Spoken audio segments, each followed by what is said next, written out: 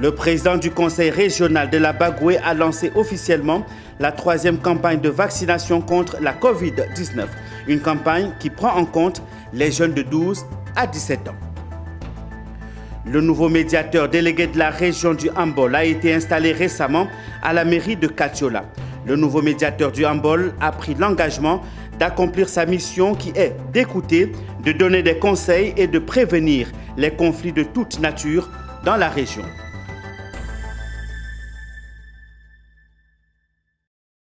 Madame, Monsieur, merci de suivre cette édition complète de l'actualité sur Business 24. Bienvenue à tous. Ouvrons ce journal avec la visite du président de la CAF à San Pedro en Côte d'Ivoire. Le président de la Confédération africaine de football CAF, le Sud-Africain Patrice Motsepe, a visité récemment les infrastructures sportives de la ville de San Pedro. La Côte d'Ivoire, on le sait, organise dans un peu plus d'un an la 34e Coupe d'Afrique des Nations de football en 2023.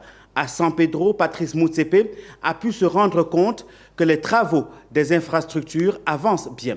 Une visite suivie par notre correspondant Abel Kwao et commentée ici par Amidia Rassouba.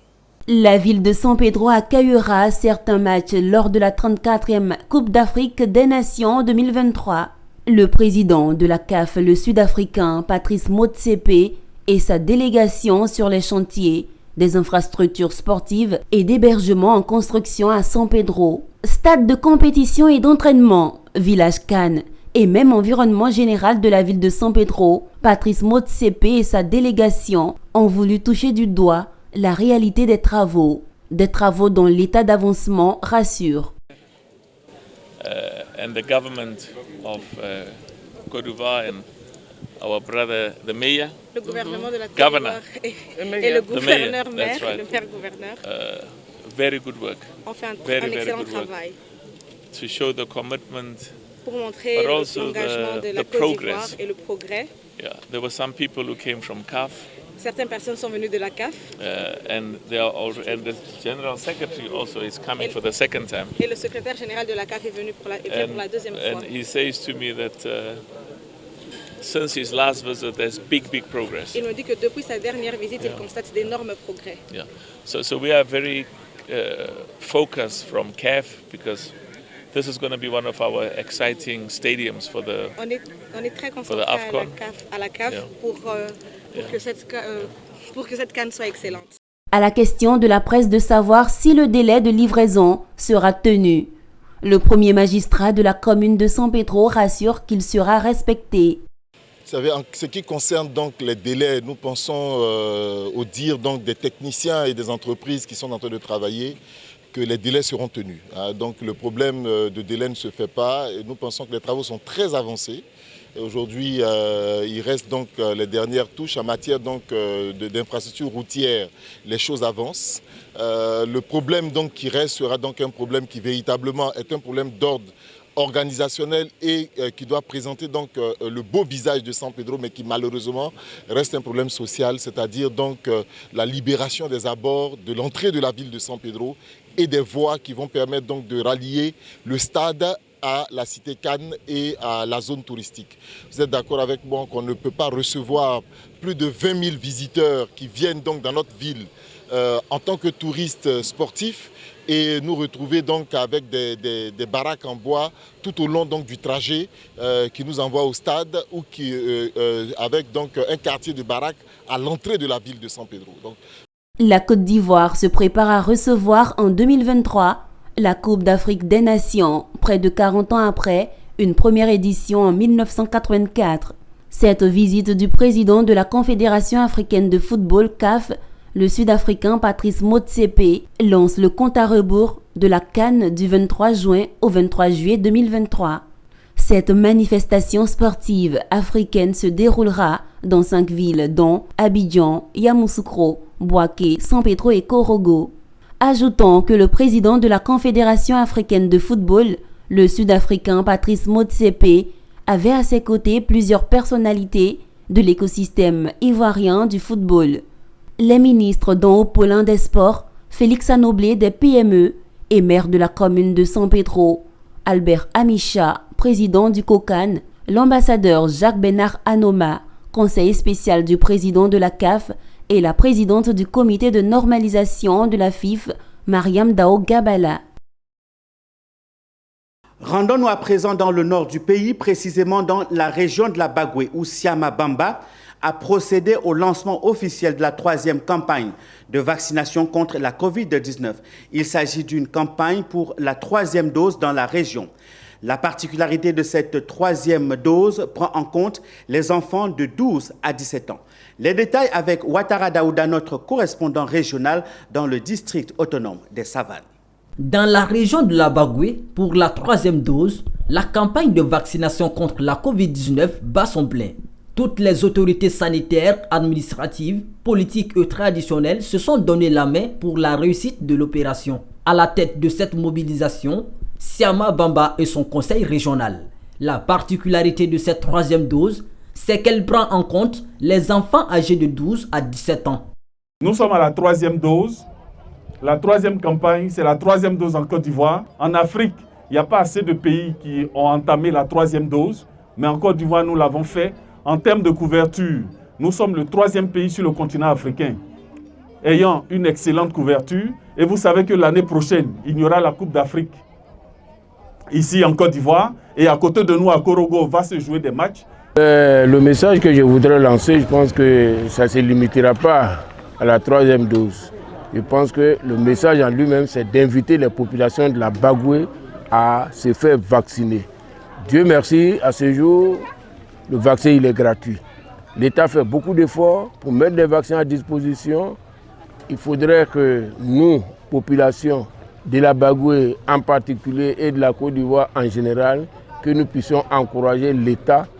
La propagation de la Covid-19 est sous contrôle en Côte d'Ivoire grâce notamment aux actions du ministère en charge de la santé.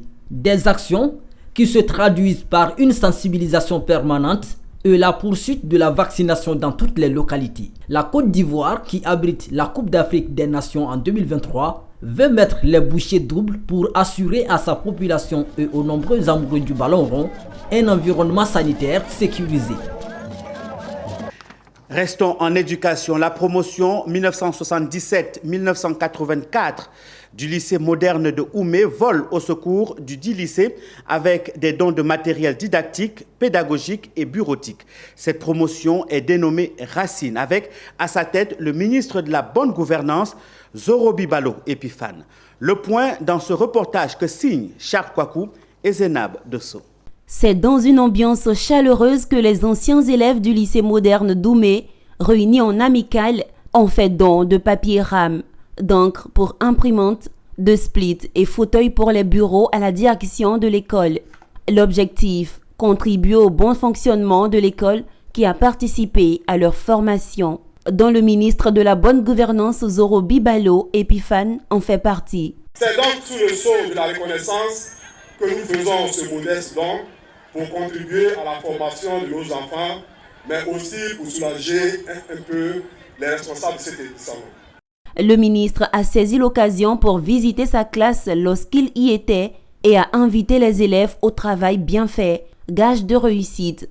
Nous sommes passés par là, nous avons eu de l'expérience. Chacun a évolué dans la vie de son côté, vie professionnelle, vie familiale. Et nous sommes venus de façon très modeste apporter au lycée ce que le lycée nous a donné il y a 40 ans. Nous sommes venus également encourager nos enfants qui sont aujourd'hui les pensionnaires de ce lycée pour les inviter au développement de certaines valeurs. Les valeurs de travail, travail, travail et travail. C'est visiblement avec enthousiasme que le proviseur du lycée a accueilli ces dons qui symbolisent l'amour du prochain. Nous étions vraiment sur le point de rompre, mais avec cette visite, elle est la bienvenue. Parce que nous avons eu de l'encre, des papiers et encore des fauteuils. Qu'il en soit vraiment remercié. La cérémonie de remise de dons de la promotion des anciens élèves du lycée moderne d'Oumé a pris fin par des prestations artistiques.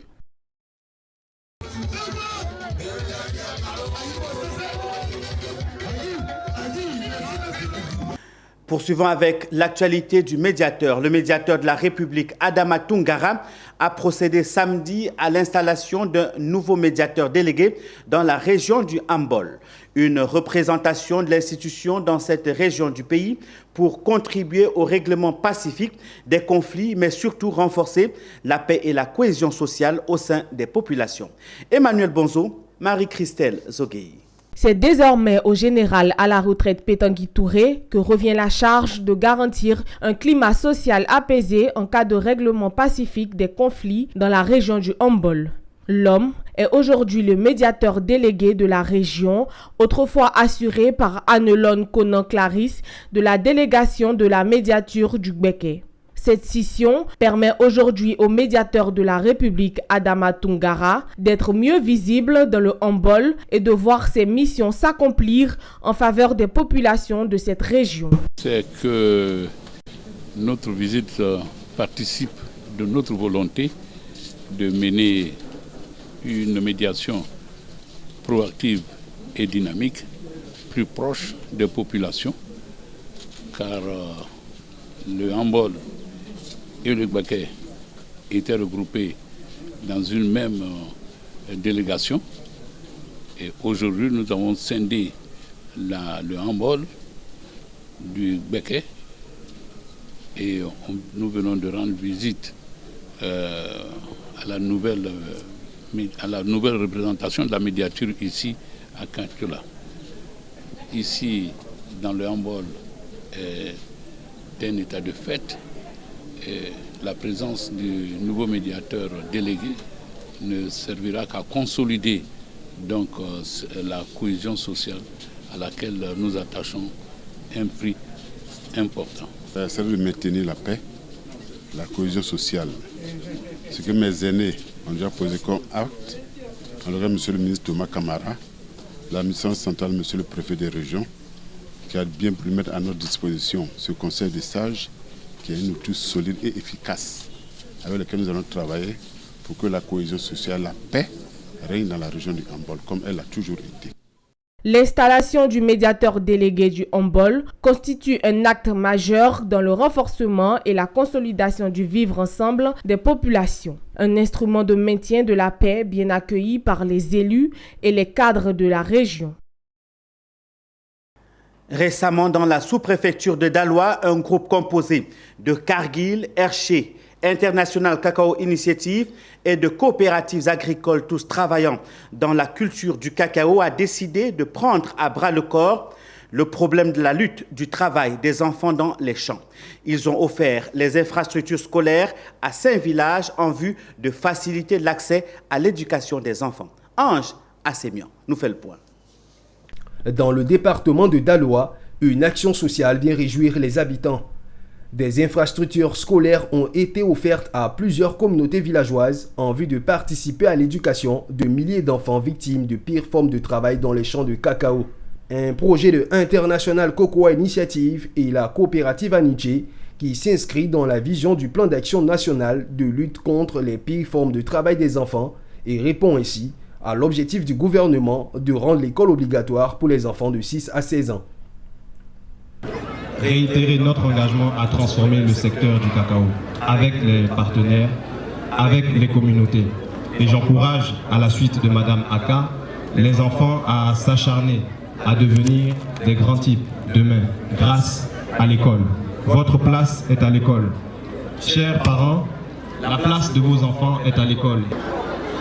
Quand l'enfant n'a pas l'école, il va normalement se reposer. Il doit étudier ses leçons. Il doit aussi aider à la maison. Il peut aussi aider dans la plantation à condition que ça ne mette pas en danger sa santé, sa sécurité et que ça ne l'empêche pas d'aller à l'école. Est-ce qu'on s'est tous très bien compris? C'est au sein de l'école primaire Saint-Fla-la-Paix de Lolenzo que les bénéficiaires ont reçu les clés de ces différents édifices en présence des autorités administratives et coutumières de Daloa. Une donation qui a davantage ébloui les élèves. Je prends la parole au nom de mes camarades pour d'abord vous souhaiter la bienvenue et ensuite pour vous témoigner Les communautés bénéficiaires sont appelées à faire bon usage de ces infrastructures qui s'élèvent à près de 101 millions de francs. Les femmes d'Anibi-Lécro mènent dans la main pour l'autonomisation et leur épanouissement dans le travail. Elles sont désormais réunies au sein de l'association Anouanzema qui signifie en langue locale les enfants de l'Union. Cette association Anouanzema des femmes d'Anibi-Lécro a été installée et présentée officiellement aux yeux de tous. C'était en présence de notre reporter correspondant dans l'Indénié Djuablin, Anissé Kouadio. Elles sont jeunes filles et des femmes dans les différents secteurs d'activité, exerçant dans le secteur du commerce et dans plusieurs autres domaines, qui ont décidé de travailler ensemble pour leur autonomisation. C'est ce qui justifie leur cérémonie de présentation aux populations d'Anibi-Lécro. Cette organisation est dénommée l'association Anouanzema. Entendez par là les enfants de l'Union. C'est Mademoiselle Nda Adjafodjo Adeline qui a été intronisée présidente de Anouanzema et l'ensemble de son bureau a reçu sa bénédiction et son baptême des mains de Nanan Kwaku Tano André, prince d'Anibi-Lécro. L'association Anouanzema, elle a pour objectif promouvoir l'émancipation féminine, motiver la femme à entreprendre des activités professionnelles, ne pas tout le tendre la main à son homme. Ces femmes issues de tous les milieux ne veulent plus désormais tendre la main aux hommes. Elles veulent s'affirmer rien que par le travail. Si nous les femmes, nous levons. Si nous les femmes, nous avons des activités, nous n'allons pas toujours tendre la main aux hommes. Parce que toutefois que nous tendons la main aux hommes, ça devient de la foutaise. Donc nous les femmes, nous avons décidé de nous prendre maintenant nous-mêmes en charge. Elles ont exprimé durant cette cérémonie leur joie de vivre à travers des prestations remarquées et fortement appréciées de tous. Leur parrain, Kwaku Tano André, prince du Djuablin, les a invités à l'Union afin qu'elles aient une organisation forte pour leur autonomisation. Nous allons vous accompagner pour que vous soyez autonomes. C'est important que vous ayez des métiers, que vous puissiez vous assumer. Parce que la fierté pour moi, c'est de voir des gens autour de moi heureux. Pour exprimer leur gratitude à leur parrain qui a tenu à être à leur côté pour cet événement, elles lui ont remis plusieurs présents pour son soutien. Notons que l'association Anouanzema, les enfants de l'Union d'Anibi-Lécro, a pour objectif l'autonomisation de la femme, la solidarité, l'entente et l'entraide vise à faire la promotion de la femme sans distinction afin de permettre de retrouver toute sa dignité au cœur de la société. C'est avec cette information que nous refermons ce journal proposé par l'ensemble de la rédaction. Madame, Monsieur, merci de l'avoir suivi. Passez un très excellent moment en compagnie de nos programmes. Quant à moi, je vous retrouve un peu plus tard pour une autre édition du journal sur Business 24. La télé utile, au revoir et à très bientôt.